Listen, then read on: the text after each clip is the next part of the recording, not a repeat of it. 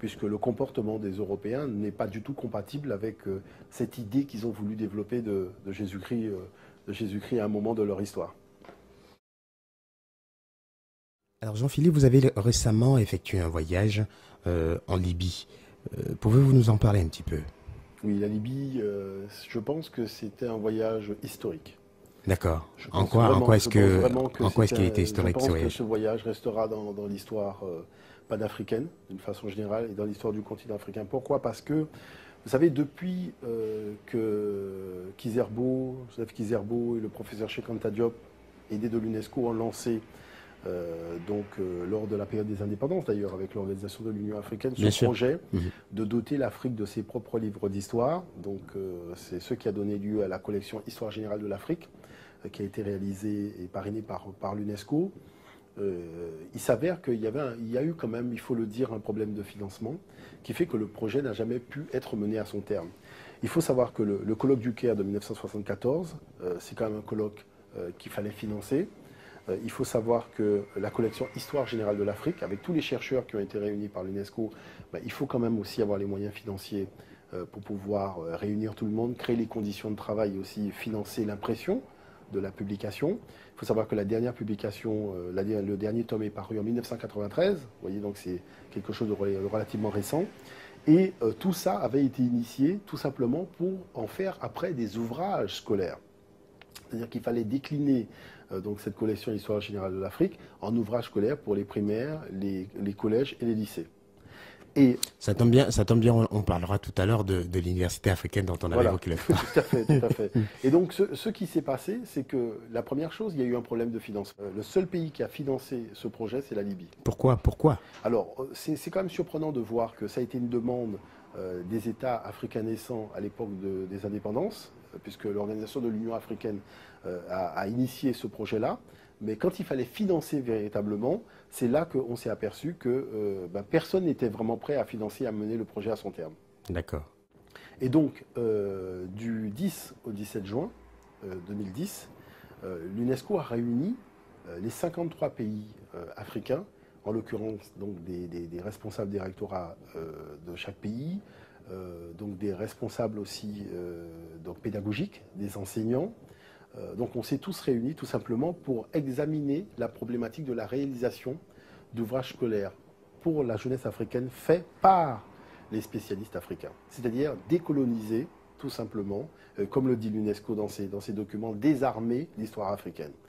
C'est-à-dire sortir du cadre de la vision coloniale, et ça je tiens quand même à le rappeler, c'est une vision que partagent tous les États africains, c'est-à-dire du nord comme au sud. Il faut le souligner, une très grande unité s'est dégagée à Tripoli. Vraiment une très grande unité entre le nord et le sud sur cette problématique-là de la confection des ouvrages scolaires. C'est-à-dire que tout le monde a pris conscience que c'est véritablement dans ce qui est mis dans les ouvrages scolaires que se pose le problème de la conscience africaine. D'accord, par exemple, d'accord, ok. Et pour ce qui est de la langue? Alors, la langue, justement, il y a... Parce qu'on peut avoir un bouquin avec plusieurs langues ou un bouquin avec une seule langue africaine. Alors, il faut savoir que les efforts ont été entrepris de manière à faire en sorte que les ouvrages soient traduits aussi dans différentes langues africaines. Vous voyez, il y a dans la démarche qui a été retenue le souhait véritablement de mettre en valeur les langues donc régionales et locales dans le cadre scolaire. Et c'est là, je dirais, la pierre angulaire qui va véritablement révolutionner cet enseignement. C'est-à-dire qu'on va s'appuyer sur la culture et le patrimoine donc, du jeune. Et c'est cette culture et ce patrimoine, à partir de là, qu'on va faire l'ouverture sur le monde. Et après, donc, il y a cette démarche qui sera faite dans la langue qui aura été celle du pays. Je ne cache pas que la dynamique qu'il faudra aussi maintenir, c'est une dynamique qui permettra tout simplement de sortir du contexte des langues occidentales et de faire une unité sur une langue africaine. Vous voyez, même une ou deux langues africaines, en tout cas de faire une unité là-dessus, de manière à faire en sorte que nous puissions tout simplement avoir cette espèce de langue commune. Moi qui suis donc afro-descendant, c'est important pour moi d'avoir cette langue qui me permettra tout simplement d'évoluer partout à travers le continent, d'avoir une langue référente avec laquelle on pourra échanger et partager. peu importe que la personne ait été colonisée par les Anglais, les Portugais, les Espagnols. Je dirais là-dessus, on va sortir de ce contexte-là, au niveau de ce paradigme, de manière à véritablement nous repenser, nous revitaliser mentalement en tant qu'Africains. Et ça, c'est important. Donc, chose importante, je dirais, le travail a été accompli. On a travaillé vraiment à bâton rompu. On a échangé sur beaucoup de plans, notamment la question du cadre intellectuel, du cadre référentiel et du paradigme, parce que faire des livres africains implique que nous mettions sur pied un paradigme africain, hein, de manière à faire en sorte qu'on ne retrouve pas dans ces ouvrages des mots tels que fétiche, animisme et compagnie, puisque c'est du n'importe quoi. Je dirais, qui n'est pas fétichiste, qui n'est pas animiste à travers le monde, il faut quand même arrêter et ouvrir les yeux et être un petit peu plus pragmatique dans les différentes pratiques religieuses qui sont proposées aujourd'hui à l'humanité d'une façon générale. Il y a toujours de l'animisme, il y a toujours du fétichisme. Et vous voyez, c'est toujours les mêmes pratiques qui sont reprises avec simplement une terminologie différente. Vous voyez ? Et ce voyage, en tout cas, nous a permis d'être relativement confiants. Pourquoi ? Parce que tout simplement, rappelons-le, la Libye a une nouvelle fois financé donc l'intégralité du projet, qui fait que nous partons pour une vague de 4 ans de travail, mais nous savons que le projet sera mené à son terme. Pourquoi ? Parce que le financement est au rendez-vous. D'accord. Mais très très bien. Mais vous avez également effectué un voyage en Égypte avec des jeunes. Qu'est-ce qu'il en est ? Alors le voyage en Égypte, c'est un voyage très important, le Kim Tour, qui a été initié par Salomon Mesopo, hein, il faut quand même le rappeler. Et c'est vrai que depuis plusieurs années, nous allons régulièrement en Égypte. Nous accompagnons en fait des gens qui viennent d'un peu partout, des Antilles, de l'Afrique, de l'Europe, en Égypte pour passer donc une semaine à découvrir ce patrimoine et découvrir tout simplement leurs humanités classiques africaines, la richesse en fait de l'histoire scientifique du continent africain et faire cette reconnexion avec le savoir des ancêtres. Je pense que c'est surtout quand les gens sont sur place qu'ils comprennent véritablement le fond des choses. Parce qu'on peut en parler, on peut montrer, mais quand on est sur place et qu'on est confronté à la réalité, c'est là que je pense que les gens prennent conscience à la fois de l'état d'aliénation dans lequel ils étaient, le regard totalement dépréciatif qu'ils portaient sur donc, leurs ancêtres d'une façon générale, et ils prennent conscience que dorénavant à l'avenir, ils n'auront plus les mêmes idées, ni le même comportement.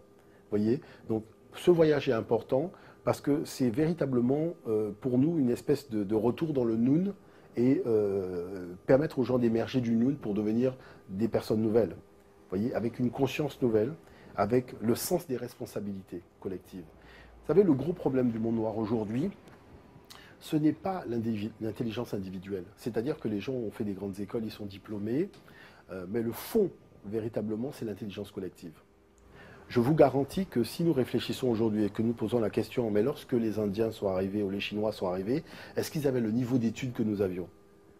Vous vous rendez compte que les gens ne sont pas du tout certains que ces gens avaient le même niveau d'études. Vous voyez, ils n'avaient pas les mêmes diplômes que nous. Bon. Mais maintenant, quand vous regardez 20 ans, 30 ans, où sont ces gens aujourd'hui ? Je parle économiquement parlant. Ce sont des gens qui créent des emplois au sein de leur communauté. Ce sont des gens qui donnent du travail à leurs femmes. Ce sont des gens qui ne dépensent pas tout leur argent dans le PMU ou le loto le week-end. Ils sont responsables de leur communauté, transmettent leurs valeurs aux jeunes, leur langue, leur écriture, leurs habits. Quand ils vendent des DVD, c'est des DVD qui sont dans leur langue, avec des films dont la scène se déroule chez eux. Est-ce que vous voyez ce que je veux dire par là ? C'est-à-dire que ces gens ont fait preuve d'une très grande intelligence collective sur 2 voire 3 secteurs d'activité. Si vous prenez les Asiatiques, et évidemment, vous allez dire quoi ? La restauration et l'informatique, ils ne se sont pas éparpillés. Parce qu'ils ont vu qu'ils n'étaient pas suffisamment nombreux pour pouvoir partir dans toutes les directions. Il fallait constituer vraiment des secteurs d'activité relativement puissants dans lesquels ils allaient tous pouvoir agir et s'aider les uns les autres à prendre possession un peu partout. Maintenant, il n'y a pas une ville dans laquelle il n'y a pas un restaurant asiatique. Il n'y a pas une ville dans laquelle il n'y a pas un petit Chinois qui répare des ordinateurs. Et ce qui est extraordinaire, c'est que personne n'est convaincu que ce Chinois est diplômé d'une grande école. Parce que les Chinois ont développé leur propre diplôme. C'est ça qui est fort. C'est-à-dire que le noir s'est fait piéger à beaucoup de niveaux. Aujourd'hui, un Asiatique, il ouvre une boutique, il répare les ordinateurs. Personne ne va lui demander « montre-moi le diplôme que tu as obtenu ». Tout le monde lui fait confiance parce qu'on sait qu'il a cette historicité récente, vous voyez, dans tout ce qui concerne le domaine de l'informatique. Bon.